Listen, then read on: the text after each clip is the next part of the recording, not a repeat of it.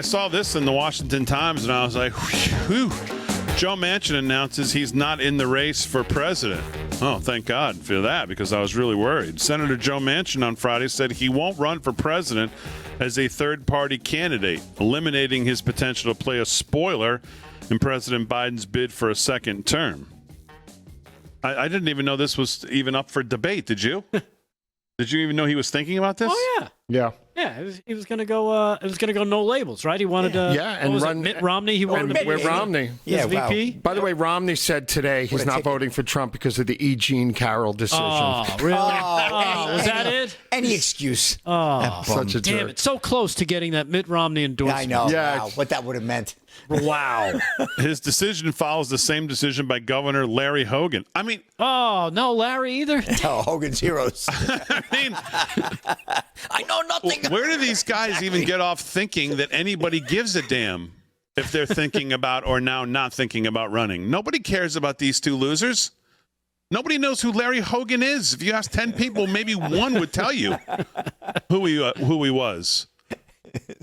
I thought that was. Joe I thought that was. Manchin. I thought Larry.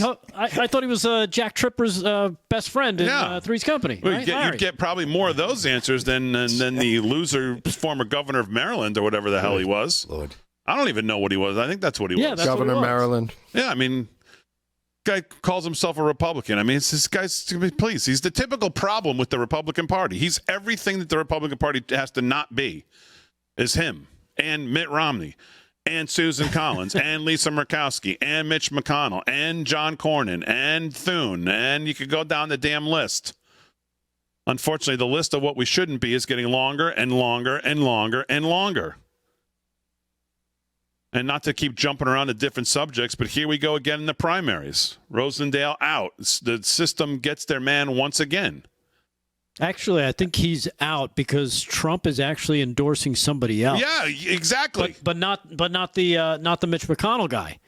He's endorsing a different guy. He's endorsing the same guy that MTG endorsed. Which, to be fair, I don't know him. I don't know much about him, so I shouldn't. I think he's a former. I think he's a former Navy SEAL. Yep. All of these guys, I'm going to go to CPAC next week. And I may bring a camera with me, or at least I'll have my phone with me. Anybody I see in the Republican Party, I'm going to go up to.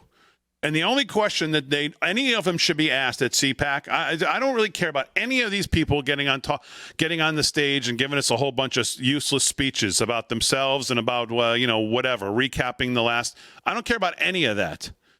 The talking point, the call to action on CPAC has got to be for the damn Republican Party. Are you going to support shutting the government down in a budget fight? Yes or no?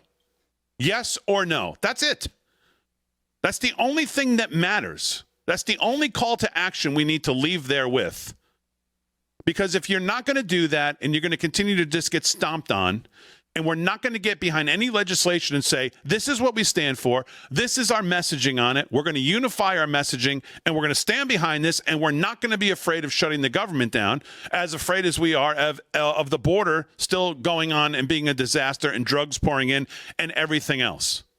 We are not afraid of what the public thinks about a government shutdown, and we're willing to do that to actually use some leverage and get what we want. Anything else asked of any of these people next week there is useless. And it's something that can wait. That's what needs to be the focus. Of course, it won't be. And I guarantee if you ask that question, you'll get responses that looked a lot like yesterday's courtroom from Nathan Wade. A lot of silence. No answer. Crazy. Well, you would think anybody from the GOP that's attending that, you would think they would be an immediate yes. You would think. But unfortunately, you just never know.